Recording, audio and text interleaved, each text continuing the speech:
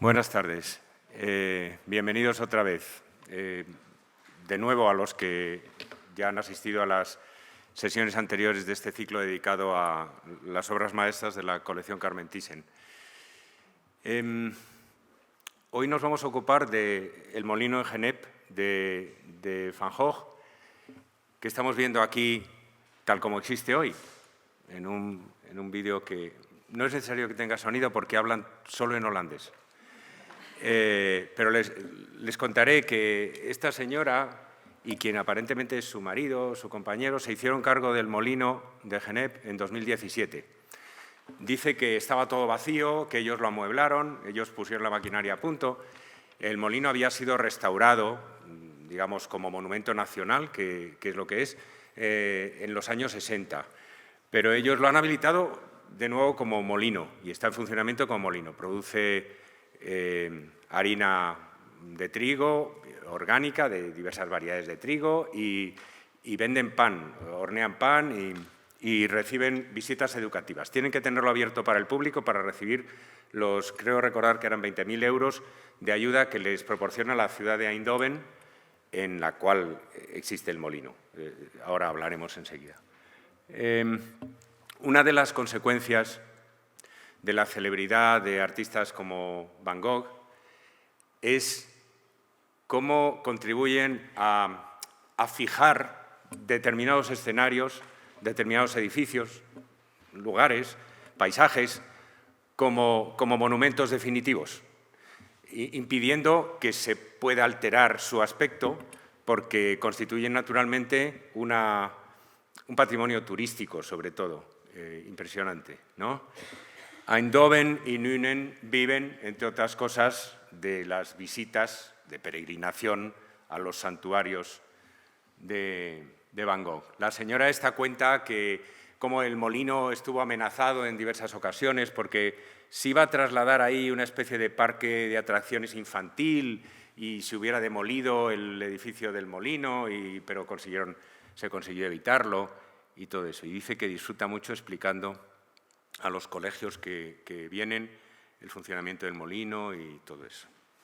Vamos a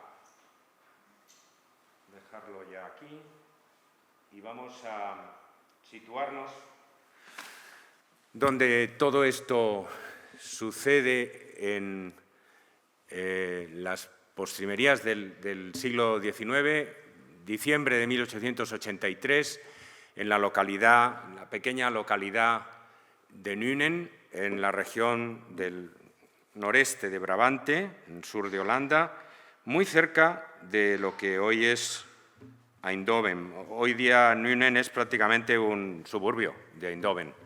Entonces era todavía un pueblo independiente de Eindhoven. Eindhoven no empezó a crecer hasta unos años después de que Van Gogh se marchara de allí, cuando la Philips se instaló en Eindhoven. Y entonces la ciudad se convirtió en una ciudad industrial y creció y ha terminado absorbiendo muchos de los lugares que eran todavía lugares absolutamente rurales en la época de Van Gogh. Van Gogh descendió del tren en Eindhoven el 5 de diciembre de 1883. Venía de Drenthe, una región particularmente devastada, desértica, de turberas, donde se había pasado 3 meses dibujando y pintando, no se sabe bien qué, porque en Drenthe no había absolutamente nada que dibujar ni que pintar. Un horizonte completamente desierto, algunas casas, algunas figuras de trabajadores, de campesinos. Descendió en Eindhoven del tren e hizo a pie los últimos 8 kilómetros hasta Nuenen. Igual que cuando había ido a Drenthe, había hecho 25 kilómetros andando y con muy mal tiempo, como en Holanda pasa con cierta frecuencia y más en el invierno, ya entrando en el invierno. Volvía a casa de sus padres, Dorus y Ana, el pastor Dorus y su esposa Ana, una respetable familia de pastores reformados, que no le acogieron como al hijo pródigo, porque Van Gogh tenía tras de sí ya un historial muy complicado de, digamos, inadaptación. Había intentado 40 trabajos, se había peleado con media familia, había sido despedido sucesivamente de los empleos para los que había sido recomendado por personas influyentes de la familia. En fin, era un caso. Y las primeras semanas que pasó en casa de su familia en Nuenen confirmaron las peores expectativas de Dorus y de Anna, porque Van Gogh volvía más provocador que nunca. Todo lo que hayan leído seguramente sobre Van Gogh, hasta la reciente biografía de Naife y Smith, era extremadamente indulgente con el artista, ¿no? El artista siempre tenía razón, era un incomprendido. Los demás eran los que, por alguna razón, le eran hostiles. Naife y Smith, los autores de la reciente y muy completa biografía de Van Gogh, nos ofrecen una imagen muy distinta, que desde luego está basada en evidencia en las cartas del propio Vincent, en las cartas de Theo y en testimonios de otros familiares que ya existían. Lo que pasa es que el mito del genio durante mucho tiempo nos ha hecho ser ciegos a eso. Por ejemplo, Naife y Smith han descubierto que nos han puesto ante la evidencia de que Van Gogh miente constantemente en sus cartas. La mitad de las cosas que dice no son verdad. Miente a su hermano, miente a su familia. En el periodo de Amberes es particularmente notable, ¿no? Se gasta el dinero que le envía a su hermano en salir ¿cómo decir?, a locales de baile y en prostitutas a las que paga como modelos y contrae la sífilis, y luego tiene que gastarse mucho dinero en médicos y no le cuenta absolutamente nada de esto a su hermano. Pero bueno, eso es otra historia, es la historia de un periodo posterior al de Nuenen. En Nuenen las primeras semanas fueron muy accidentadas. Van Gogh se había vuelto ateo, provocaba a su padre y a los invitados de su padre constantemente con referencias, ataques a la religión, y él mismo escribe en una carta que él es un perro malo, que entra con las patas mojadas en las habitaciones de la casa y pisa las alfombras, y la gente lo que quiere es librarse de él y llevárselo a una residencia canina. Lo dice él mismo, ¿no? Esta es la famosa casa, la residencia del pastor en Nuenen, arriba, tal como era entonces, por la parte trasera, vista desde atrás, y aquí como es ahora, porque está cuidadosamente preservada también. Y la visión que Van Gogh da al final de su estancia en Nuenen, donde permanecerá desde diciembre del 83 hasta noviembre del 85, en el umbral de lo que va a ser su cambio más decisivo, porque será en Amberes y en París donde su visión de la pintura se transforme, como saben ustedes, radicalmente. Primero en Amberes gracias al descubrimiento de Rubens y del color, y luego en París gracias al encuentro con los impresionistas, ¿no? Cuando Van Gogh llegó a Nuenen, inmediatamente exigió poder tener un estudio independiente donde trabajar, y la familia le cedió lo que era un cuarto de la ropa, para supongo, lavar, planchar y todo eso, este pequeño pabellón. Cubrieron el suelo de madera, abrieron una ventana, pusieron una chimenea para que estuviera más habitable, ¿no? Y allí permanecería hasta la muerte de su padre en marzo del 85. Su padre se murió de un ataque al corazón, lo que, considerando las circunstancias, no es tan extraño, ¿no? No era tan inesperado. Inmediatamente después, Vincent alquiló un estudio en Nuenen fuera de la casa familiar. Esto es lo que les decía, ¿no? Como en otros lugares sagrados del culto a Van Gogh, yo no he estado en Nuenen, pero he estado en Auvers, por ejemplo, el sitio donde murió. Y en Arles pasa lo mismo, y en Saint-Rémy, en todos los lugares por los que pasó, se preservan y se y se enmarcan las vistas de sus cuadros. En Auvergne, por ejemplo, debajo de cada paisaje que pintó se coloca una reproducción de la pintura para que el turista despistado entienda que está ante tal o cual paisaje que inspiró a... Y yo además sospecho que... Bueno, no sospecho, tengo evidencia de que en algunos casos los paisajes se parecen más ahora a los cuadros de Van Gogh de lo que se parecían entonces. Quiero decir, porque los paisajes han sido en algunos casos manipulados para aproximarlos a la pintura, ¿no? Si un jardín ha evolucionado de una determinada manera, se puede modificarlo. En Auvergne, en la plaza del pueblo, donde está el famoso ayuntamiento que Van Gogh pintó y que tuvimos aquí hace ya bastante tiempo en la exposición Van Gogh, los últimos paisajes, hay el famoso Auberge Rabou, el famoso albergue Rabou, había cambiado muchísimo, muchísimo a lo largo del tiempo, durante un siglo, y un fanático de Van Gogh compró el albergue y lo restauró absolutamente con fotos de la época, con testimonios de la época, para que estuviera tal y como Van Gogh lo había conocido y lo había vivido, y restauró la habitación donde había muerto y todo aquello. Esta era la iglesia reformada.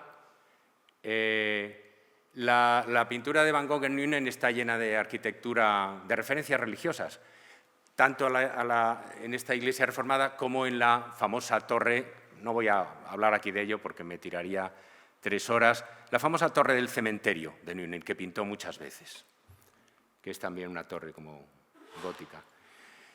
Nada más llegar a Nuenen, la primera campaña de Van Gogh, porque Van Gogh trabajaba muy sistemáticamente, dedicándose a un tema durante semanas, incluso meses, estuvo dedicada a los tejedores.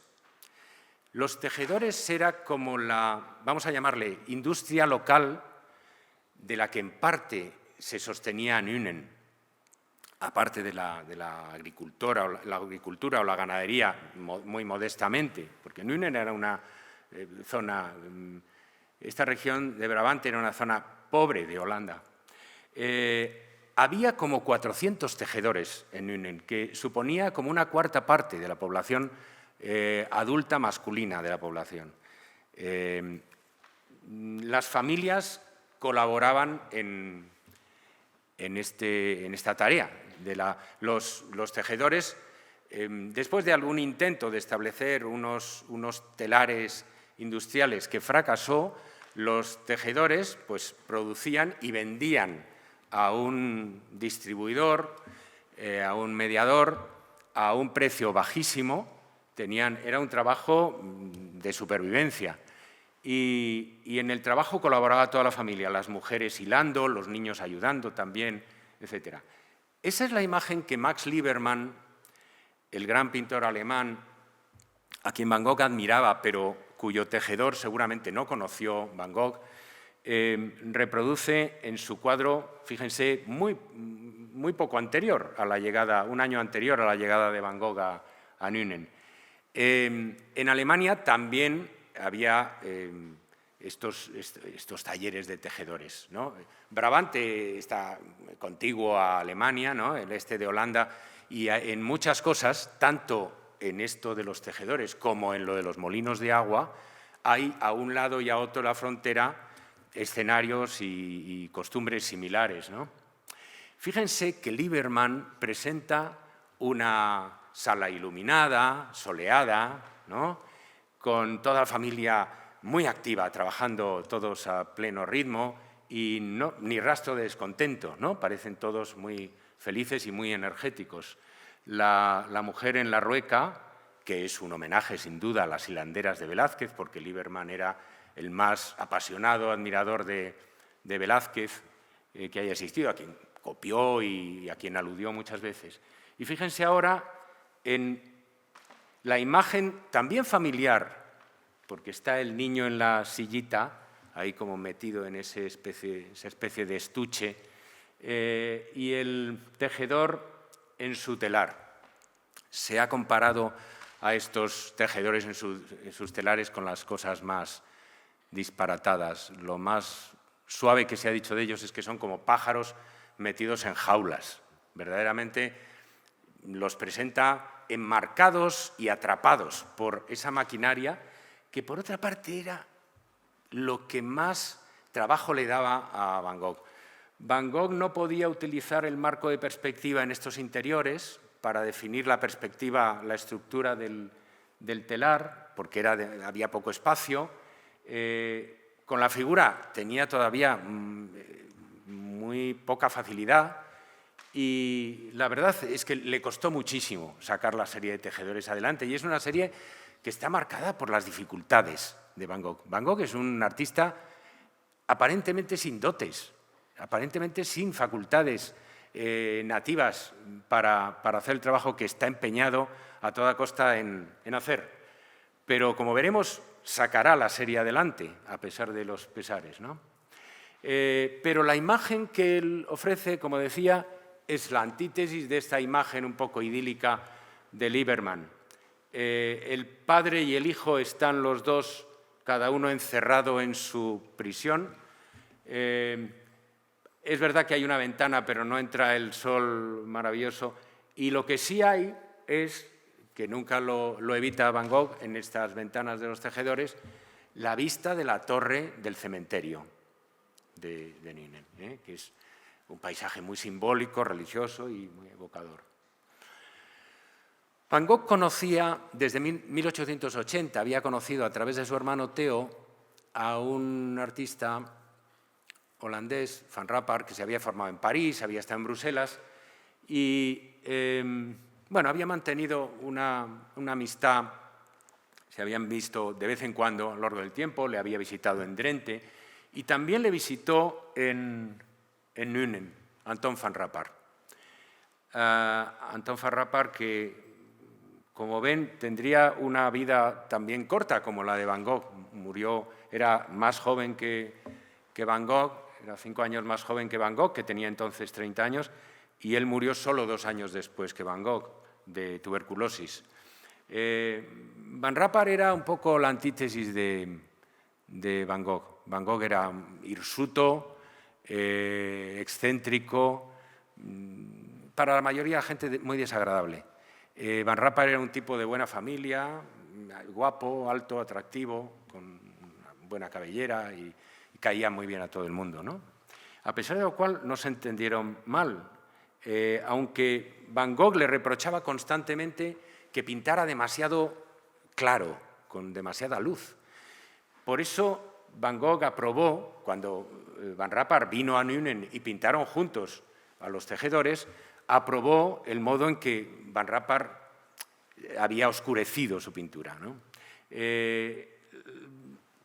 La verdad es que hay muchas similitudes, supongo que por eso el Museo Van Gogh compró hace poco este cuadro de Van Rapper, nos ayuda a entender eso que a veces es tan difícil, porque Van Gogh es un artista tan conocido y que nos ha llegado a veces privado de su contexto, ¿no? Sin que mirásemos qué era lo que él veía, con qué se comparaba, quiénes eran sus modelos. Entonces, por eso es tan interesante verlo al lado de Van Rapper, porque entiende uno que tampoco era tan raro lo que hacía Van Gogh. Es bastante parecido a lo que hace Van Rapper, que es un pintor que no ha pasado de la historia nada más que por su relación con Van Gogh, o un pintor que quiere ser un miembro normal de la escuela de La Haya. Nada de original, nada de extravagante en eso. Solamente señalaría 2 diferencias. En general, la pintura de Van Rapper es más hábil que la de Van Gogh, ¿no? Es más suelta.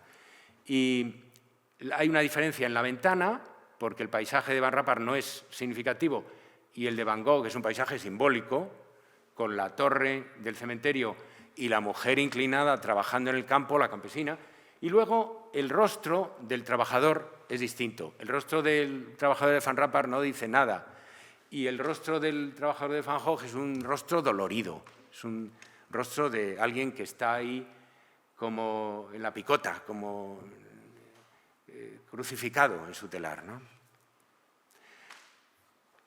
Para entender la originalidad y la radicalidad, incluso de estos primeros intentos de Van Gogh, hay que entender sus series en conjunto. No, una imagen aislada puede resultar relativamente convencional, Pero cuando vemos el desarrollo de la serie de los tejedores, vemos que cada vez se va volviendo más incisiva, más marcada por un cierto carácter dramático, más expresiva. Y un ejemplo tardío, la serie se extiende desde enero a julio del 84, es La casa de un tejedor, donde el tejedor aparece, es muy raro porque suelen aparecer como de perfil, encerrados en el perfil del telar, y aquí aparece de frente a través del telar. Y eso hace que parezca que está literalmente detrás de los barrotes de una prisión, ¿no? Sugiere los barrotes de una prisión, con la cabeza separada del cuerpo, además, y esas manos como de madera. Tiene un aire de zombi, de sonámbulo, de ser que no, la expresividad ha desaparecido y es como un ser anulado, ¿no? Van Gogh era muy consciente, digamos, de la literatura social que quería poner en todo esto.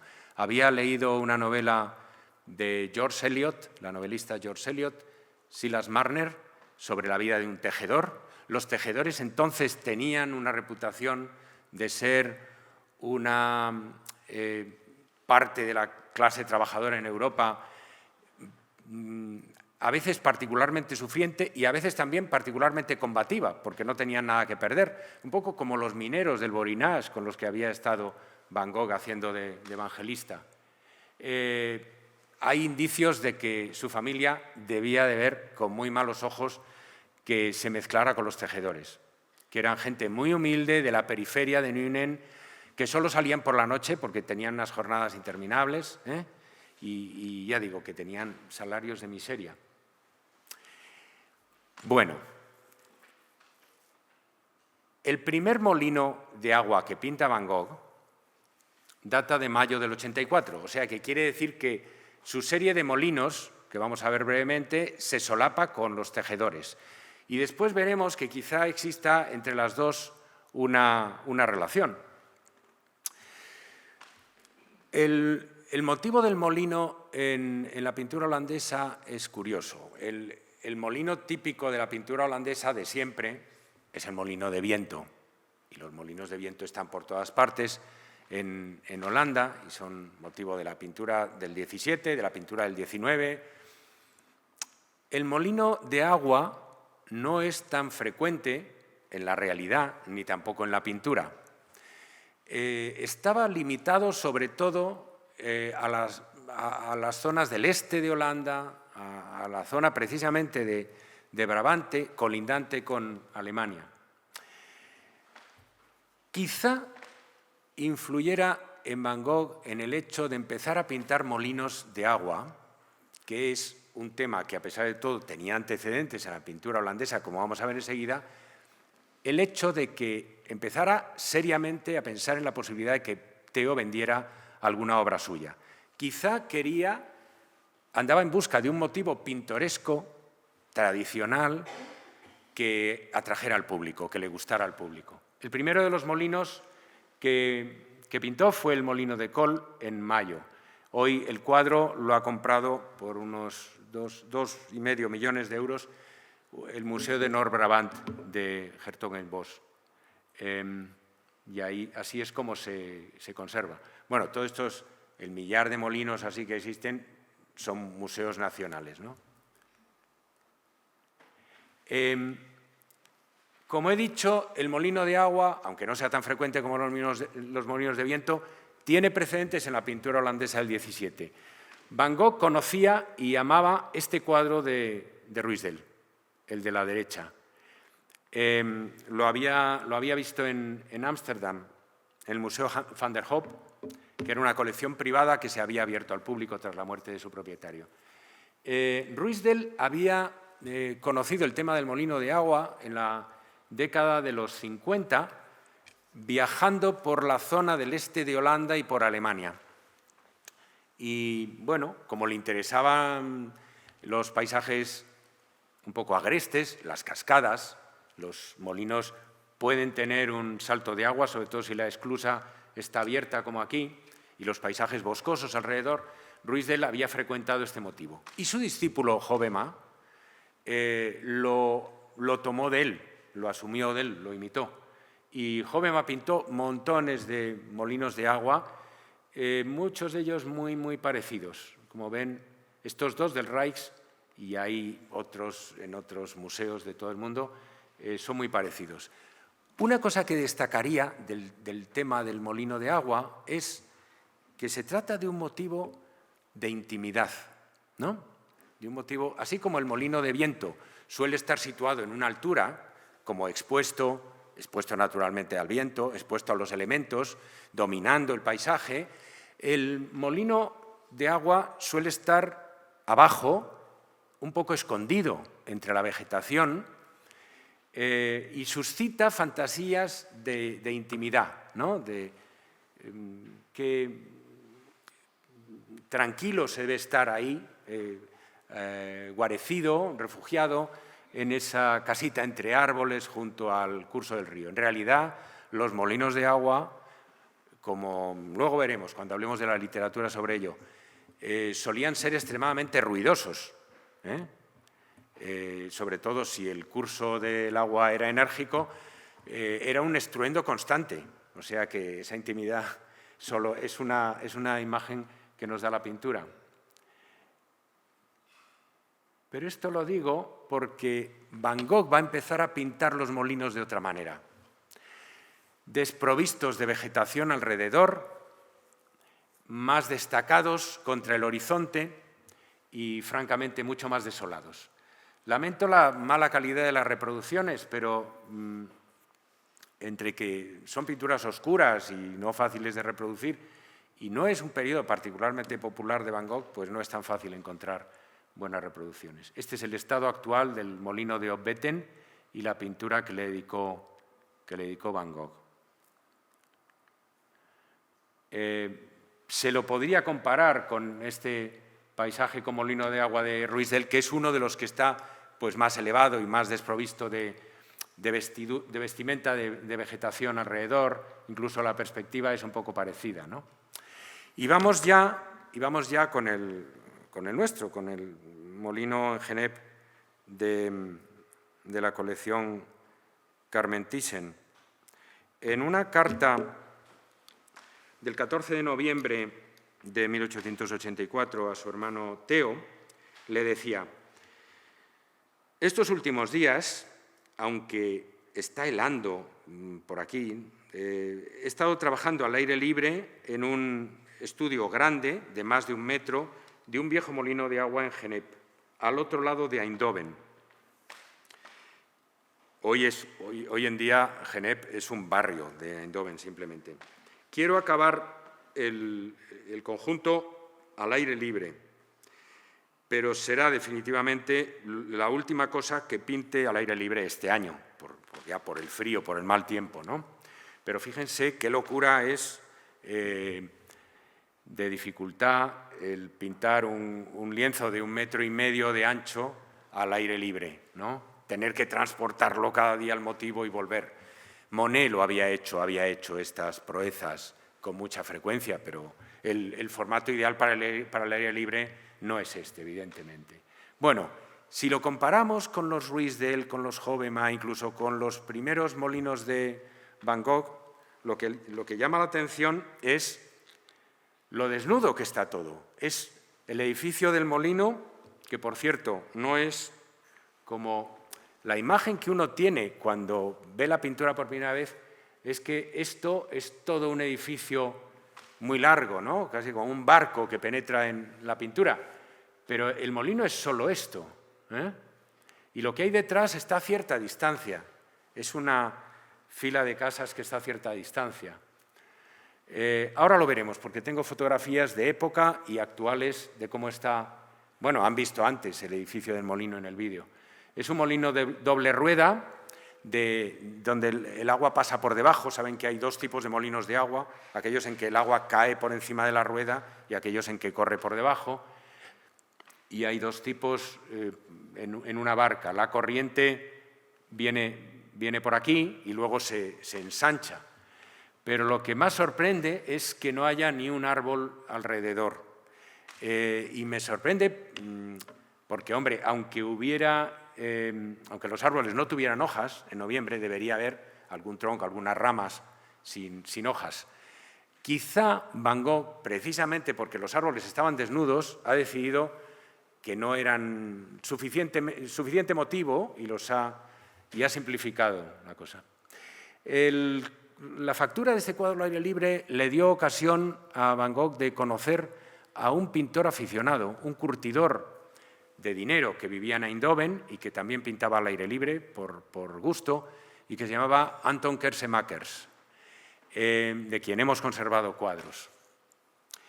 Y le cuenta a su hermano que ha conocido a Kersemakers y Van Gogh, sin ninguna timidez, se pone a darle lecciones de pintura a Kersemakers, él que está muy necesitado de lecciones, él mismo, que apenas ha cursado nada, ni un año en ninguna academia de arte, se pone a darle lecciones. Encontrará otros 2 discípulos aficionados a la pintura y esto le servirá también para, bueno, intercambiar obras, crearse una cierta sociedad dentro de la enorme soledad que tenía cuando llega a Nuenen, el enorme aislamiento social, pues con estos amigos va a viajar, va a ir de visita a Eindhoven algún fin de semana y va a intercambiar cosas. El cuadro plantea un enigma desde el punto de vista material. He estado viendo estos días con Ubaldo Sedano y con Susana Pérez, nuestros responsables de restauración, los estudios técnicos, la reflectografía infrarroja, la foto ultravioleta y la radiografía. Y hay una evidencia muy inquietante. Ya en esta ultravioleta se ve un rastro de un corte, pero de un corte múltiple, ¿no? Pero donde más se ve es aquí. Como me ha explicado Susana Pérez, todo esto son cortes como de cuchillo en la tela. O sea, la tela llegó a estar destrozada y fue reentelada. El cuadro está reentelado. Fue pegado sobre una tela para conservar o para recuperar su integridad. La trayectoria de las líneas me sugiere un repetido movimiento de cuchillo desde la izquierda hacia la derecha, atravesando toda la tela, de este tipo. Primero, un gran corte, ¿no? Atrancado de vez en cuando en las zonas donde hay más pintura. Otro intento de corte, otro intento, otro corte, ¿no? Y luego algunos cortes más aleatorios. Es difícil que esto se haya producido accidentalmente, ¿no? Ahora, no tenemos más datos, no tenemos más documentación para saber en qué momento se pudo producir esto. Es poco probable que un propietario de un cuadro haga esto. Así que yo tiendo a pensar que esta intervención debió de ser deliberada y tiendo a pensar en el propio Van Gogh. Bien por insatisfacción hacia la obra en algún momento posterior, o bien en una de sus crisis en las que sabemos que a veces destruía parte de su obra en pleno ataque psicótico, ¿no? Entonces, no sabemos con detalle y, por otra parte, sobre este cuadro no hay mucha literatura, pero ahí queda la cuestión. En Geneppe, Van Gogh pintó otros cuadros que, desgraciadamente, tienen muy mala reproducción. Esta versión de la izquierda no he encontrado en ninguna parte, ni en el catálogo razonado, ni en ningún sitio, una reproducción de más calidad. Es prácticamente el mismo motivo, pero contraído, no tan apaisado. Y la acuarela es que ha desaparecido, o sea que más no se puede pedir. Y hay una cuarta obra que se centra en el detalle de las ruedas del molino de Geneppe. Le interesaba esta estructura y a mí me recuerda su interés por la estructura de los telares, que eran también estructuras complejas de bastidores, de madera, máquinas elementales, máquinas muy básicas. Lo más parecido que he encontrado en el siglo XIX, la pintura holandesa, es este énfasis en las ruedas, en las dos ruedas de un molino, y con esta desnudez, sin mucha vegetación alrededor, está en esta obra de James de Ricq, ¿no? Bueno, estas son fotografías postales del archivo histórico de Eindhoven. Esta es interesante porque aparecen dos tipos en la barca, que es como si hubieran salido del cuadro, ¿no? Y hay diferentes momentos, como ven, momentos en los que las ruedas están protegidas, momentos en que están descubiertas, vistas desde la corriente, como la propia vista de Van Gogh, ¿no? Se parece mucho a esta de abajo a la izquierda, donde vemos como un pequeño estanque, un pequeño lago. Y hay vistas posteriores, donde aparece una fábrica detrás. La intimidad del molino tradicional se ve perturbada por la chimenea que emerge detrás del molino, y que yo no la he visto en los vídeos de antes, o sea que me imagino que esa fábrica se desmantelaría en algún momento. Kersemackers pintó el mismo escenario del molino de Genep. Y tenemos en el Museo Van Gogh, compró esta versión, que se parece un poco más a la de Van Gogh y lleva una firma falsa, Vincent, pero los expertos dicen que parece que sí intervino la mano de Vincent. La firma puede ser falsa, pero puede haber efectivamente una intervención de él. Y esta otra versión, que es más naif, ¿no?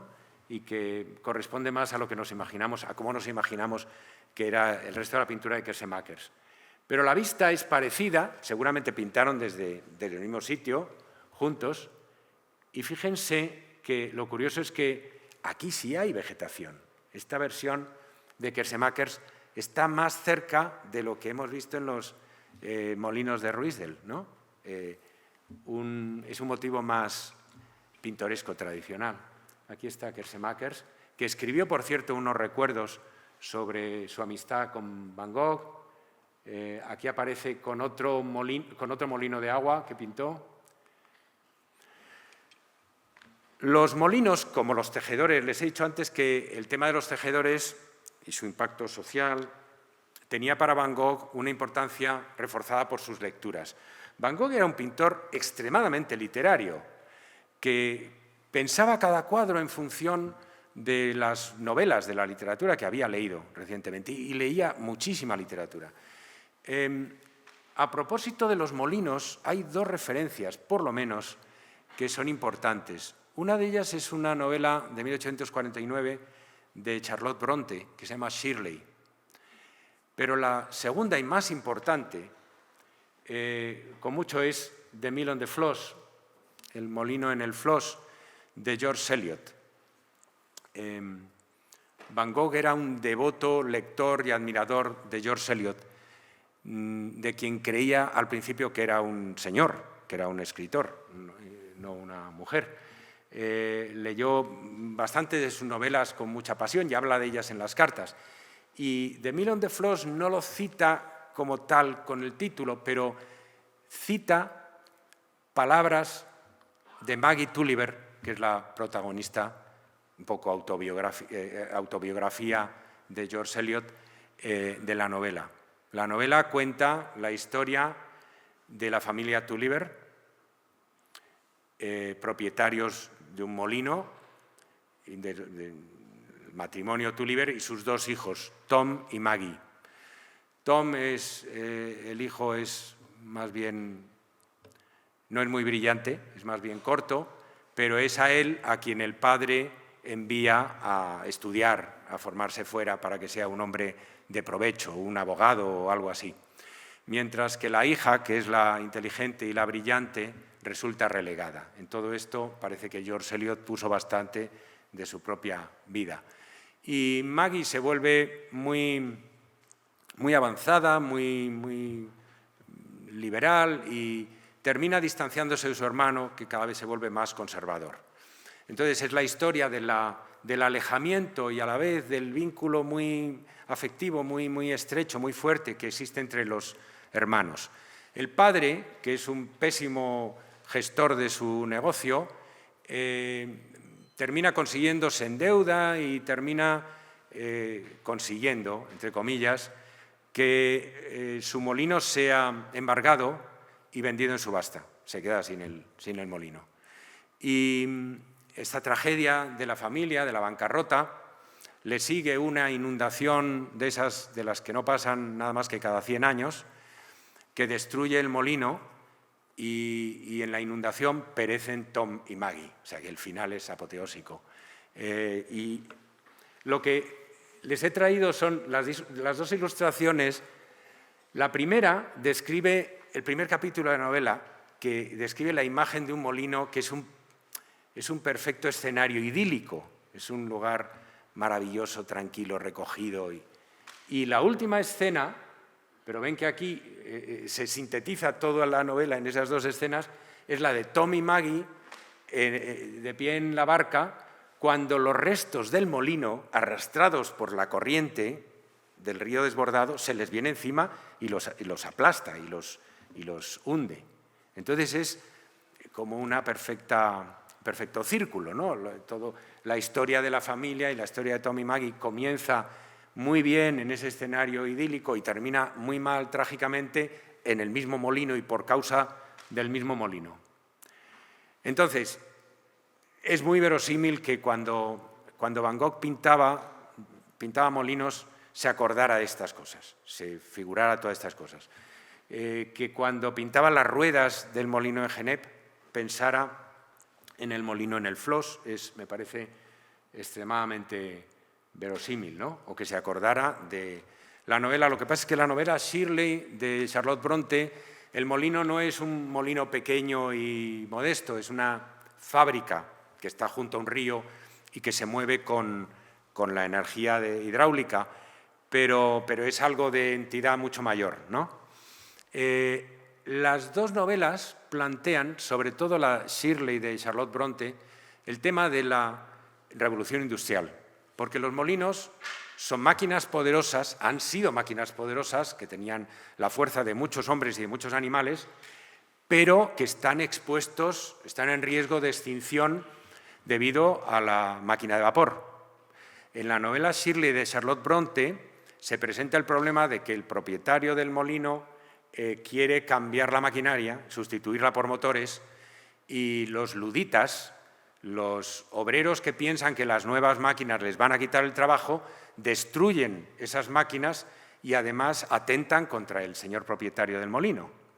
La novela de Charlotte Brontë se pone totalmente del lado del empresario progresista que quiere introducir la tecnología, ¿no? Y contra los protestantes luditas.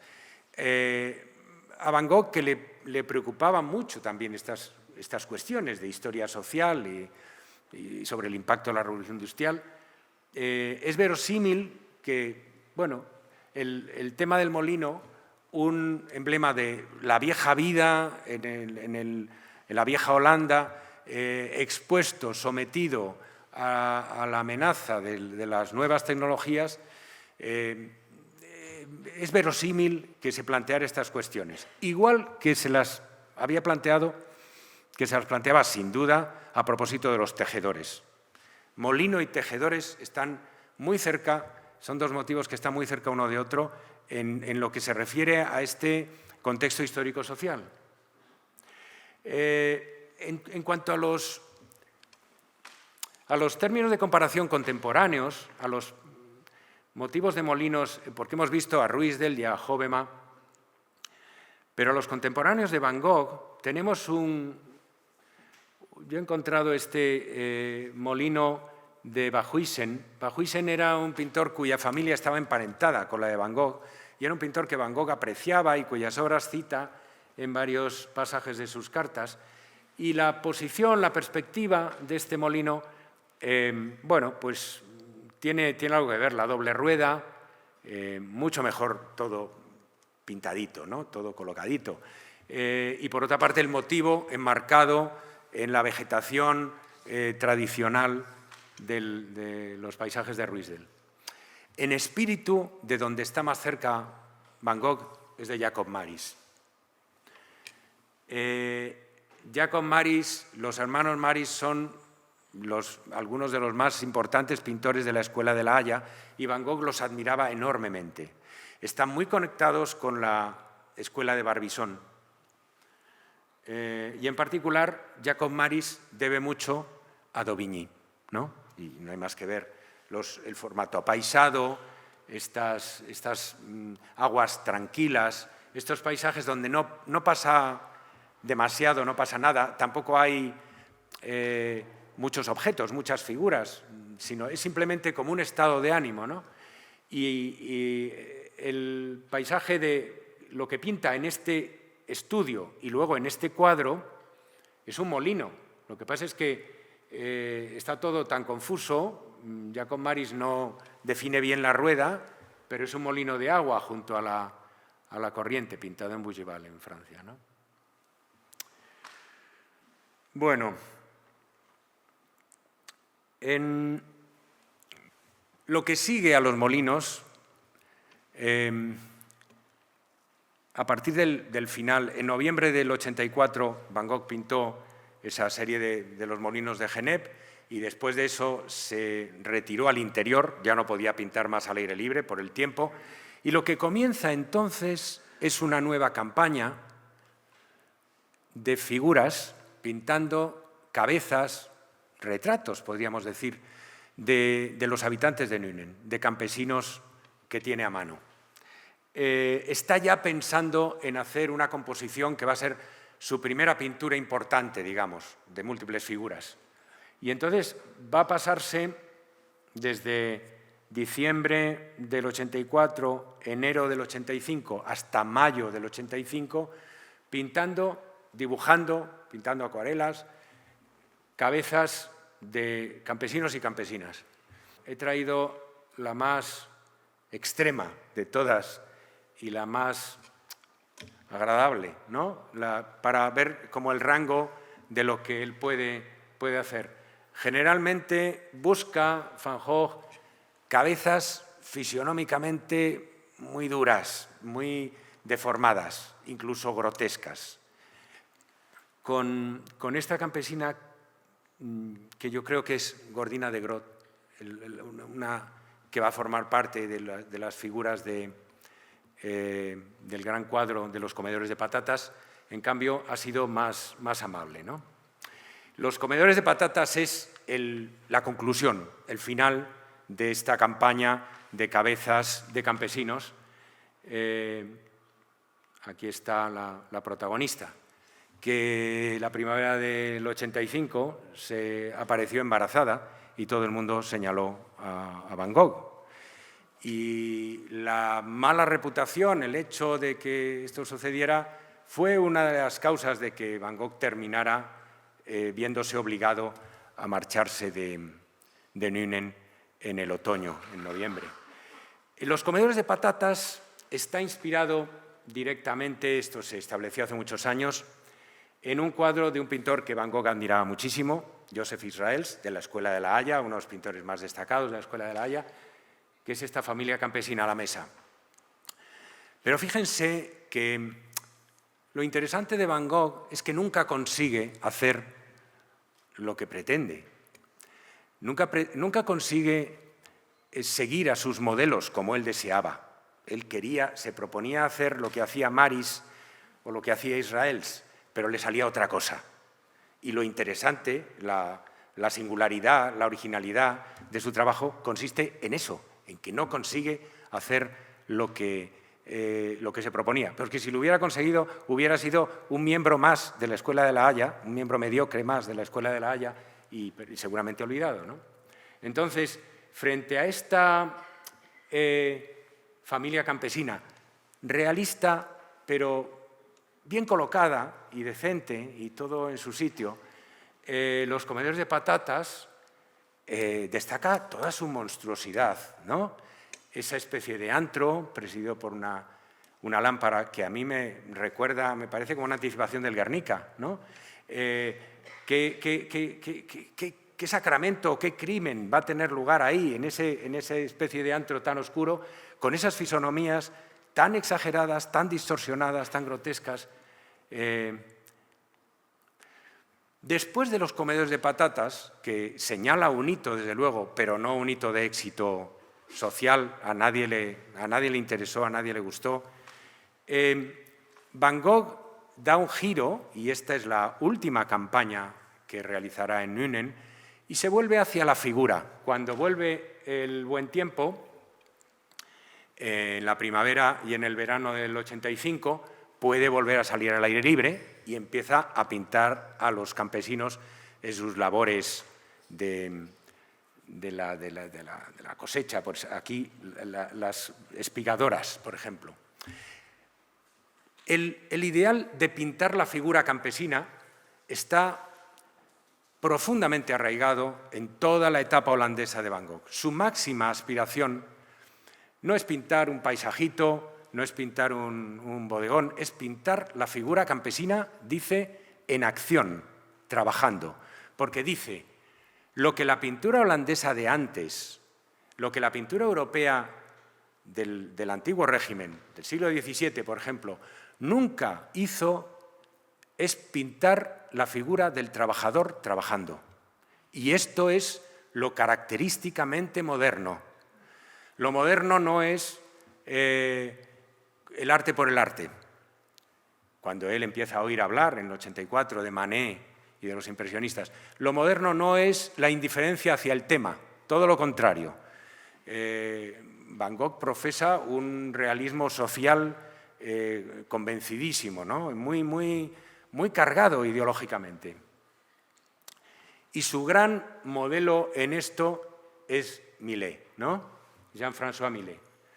Pero como siempre, lo que les venía diciendo, cuando él se propone seguir a un modelo, no lo consigue, le sale otra cosa.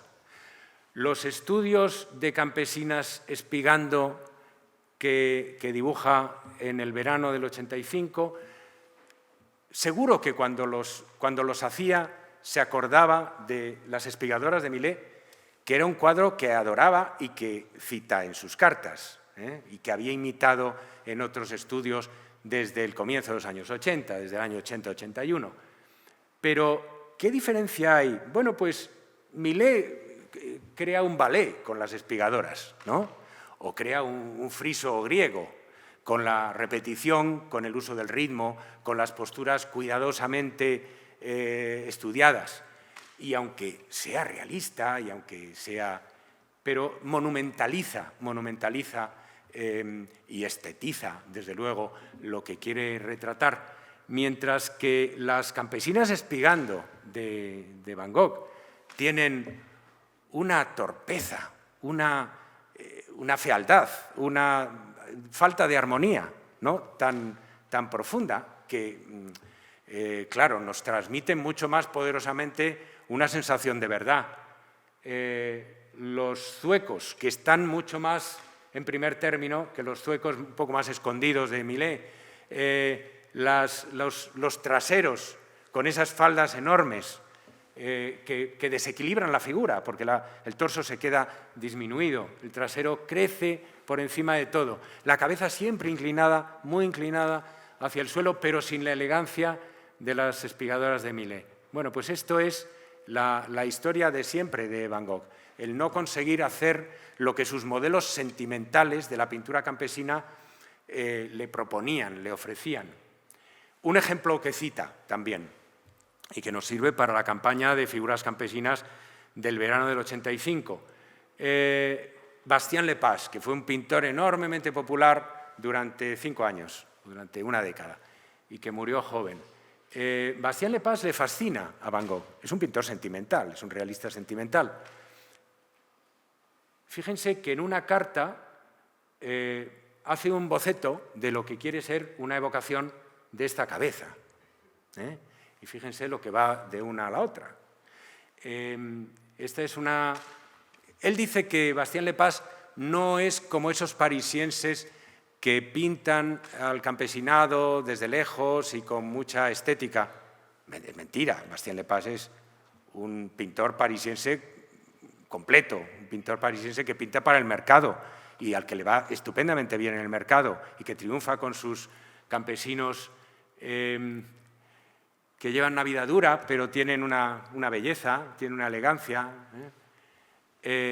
Fíjense, esta es la única campesina que he encontrado que está recolectando patatas. No hay ninguna que esté, como el Bastien Lepage en la obra de Van Gogh, echando las patatas en el saco. Pero lo que era este esfuerzo elegante de Bastien Lepage en Van Gogh es un esfuerzo sin paliativos, un esfuerzo sin atenuantes, ¿no? Ernst Witkamp es otro pintor campesino al que Van Gogh admira. En una ocasión, cuando viaja a Ámsterdam, ve esta figura y le encanta, Mujer en el campo, la destaca entre los pintores de una exposición que ha visto. Solo le hace un pequeño reproche que dice que es un poco frío, ¿no? Bueno, pues la campesina de Witkamp, como pasaba con Bastien Lepage, consigue transfigurar la sensación del esfuerzo, de la carga, en una postura agradable, elegante e incluso seductora, ¿no? Porque estas campesinas triunfaban en las exposiciones de París y seducían a los espectadores masculinos. Y fíjense, en cambio, la rigidez, la falta de gracia, la rigidez. En las figuras campesinas de Van Gogh muchas veces hay, diríamos, una falta de expresividad del esfuerzo, que yo supongo que es consecuencia del cansancio, de la expresión del cansancio. Estas figuras pueden expresar bien el cansancio porque no están nada cansadas, porque están posando para esto, ¿no? Pero las suyas seguramente están demasiado agotadas para poner la postura que sería más expresiva. Y de Witkamp también, bueno, Witkamp hizo sus pinitos con la figura que está trabajando, que está en plena acción, y hace este grabado de una mujer cavando. Aquí se ha empeñado, ¿no? Porque la mujer está con esa postura típica de pisar en la pala para que se hunda en la tierra. Pero lo que forma la figura es un contraposto clásico, con los hombros inclinados en una dirección y la cadera correspondiente elevada en la dirección opuesta, y una especie de curva sinuosa. Fíjense cómo del codo a través de la cabeza y por esta rodilla que se adelanta, ¿no? Tenemos una línea serpentina. Y en cambio, Van Gogh evita absolutamente todos estos recursos, que son lo que se aprendía en las academias. En las academias se aprendía a configurar de manera elegante y armoniosa una figura. Es una figura lineal, seca, directa, concentrada absolutamente en esta flecha. Y fíjense que la postura es la misma. Está colocando el zueco sobre la pala para hundir la pala en la tierra, ¿no? El 13 de julio de 1885 se inauguró en Ámsterdam, y ya termino, se inauguró en Ámsterdam el edificio del Rijksmuseum, que reunía varias colecciones, que ya algunas de ellas habían estado expuestas, de pintura holandesa tradicional, la colección Van der Hoop, entre otras, y que Van Gogh, los hermanos Van Gogh ya habían visitado. En el mes de julio se inauguró, y en el mes de agosto, el 7 de agosto, Theo viajó a Ámsterdam para ver el museo, porque era, claro, la sensación para alguien interesado en el arte, alguien de Holanda. Y Vincent viajó a Ámsterdam con Kersemakers los días 6, 7 y 8 de octubre de 1885. Y para terminar, solamente para despedirnos de Holanda, porque Van Gogh va a dejar en noviembre del 85 Holanda, su país natal, para siempre, y se va a alejar de toda esta tradición de los holandeses antiguos y de los holandeses contemporáneos para siempre, traicionándolos por la pintura francesa, ¿no? Para terminar, solamente quiero transmitirle la antología de lo que ve en el Rijksmuseum Van Gogh y de lo que cuenta, que es muy poco lo que cuenta pero con un entusiasmo ilimitado, como suele pasar en sus cartas, ¿no? Le cuenta a Theo en una carta del 10 de octubre, «Mi querido Theo, he estado en Ámsterdam esta semana. Apenas he tenido tiempo para ver nada excepto el museo. Estuve allí 3 días. Fui el martes y volví el jueves. El resultado es que estoy muy contento de haber ido, cualquiera que fuera el coste, y me propongo no pasarme mucho tiempo, no volver a pasar mucho tiempo sin ver pinturas. Está preparando ya a su hermano para la noticia de que se quiere ir a Amberes a vivir. En Amberes hay museos y hay vida pictórica. No sé lo que tú recuerdas, le dice Vincent a Theo. No sé si tú recuerdas que a la izquierda de la Ronda de Noche, en otras palabras, como un pendant de los Síndicos de Rembrandt, hay una pintura que hasta ahora era desconocida para mí, de Frans Hals y Peter Code. Unos 20 oficiales de tamaño natural. ¿Te has dado cuenta? ¿La has visto? Esa pintura sola hace que valga la pena el viaje a Ámsterdam, especialmente para un colorista. Hay una figura ahí, la del portaestandarte al extremo izquierdo. Esta. Dice, esa figura es gris de pies a cabeza, digamos gris perla, de un tono neutro muy singular, obtenido probablemente con naranja y azul para que se neutralicen mutuamente. Y sigue ponderando cómo está maravillosamente el gris de la figura, variado, matizado, más oscuro aquí, más claro allí, toda una familia de grises. Y en ese gris, dice, ha introducido el pintor el azul y el naranja y algo de blanco. Dice, los colores nacionales de entonces. Bueno, y sigue hablando de cómo el naranja y el azul, que son complementarios, luchan entre sí y el blanco media entre ellos y todo esto.